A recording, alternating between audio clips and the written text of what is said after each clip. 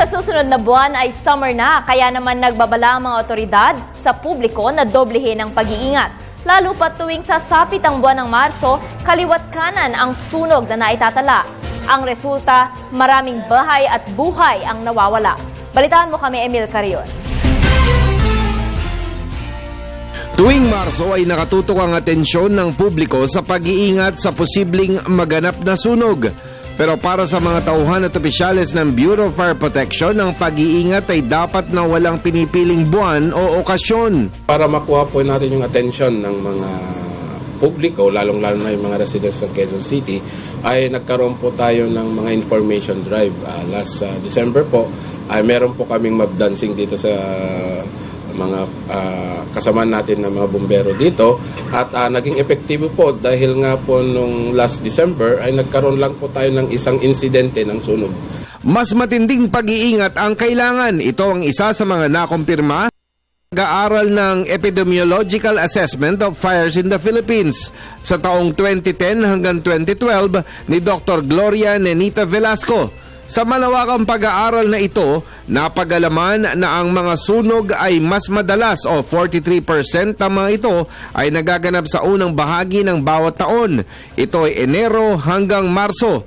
Pero ang buwan ng Pebrero ay nagtatala ng pinakamataas na insidente. Agosto naman ang may pinakamababang insidente. Sa pagitan ng hating gabi o 12:01 midnight hanggang alas 3 ng madaling araw, ang oras na marami ang nagaganap na sunog. Pinakamarami naman ang nagaganap na sunog sa National Capital Region o NCR at pinakamadalang sa mga rehiyon 2, 8 at ARMM. Sa buong National Capital Region, pinakamadalas ang nagaganap na sunog sa Quezon City at Lungsod, Maynila. Susunod sa listahan nito ang Navotas City at Caloocan City. Bunsod nito, sa QC ay aktibo ang information at preventive campaign para iwas sunog. Paigtingin natin yung mga information drive natin. Siguro gagamit po tayo ng mga banda para sa kayat yung mga tao na makita kung anong epekto ng sunog. Dalawang bagay ang direktang apektado sa bawat nagaganap na sunog, buhay at ang kabuhayan.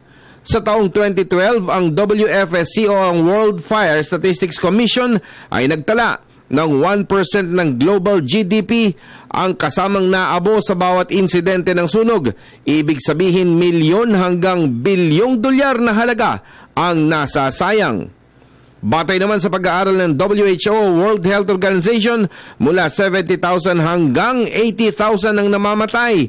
500,000 hanggang 800,000 naman ang nasasaktan sa mga naganap na sunog nitong 21st century sa pag-aaral ng Bruchlinsky, Wagner and Hall sa taong 2006. Ingatan po natin yung paggamit ng ating mga kalan, yung mga appliances po natin, check po natin, yung mga kagamitan po natin na madaling masunog ay itabi po natin para sa ganun ay maiwasan po natin yung mapansalang sunog.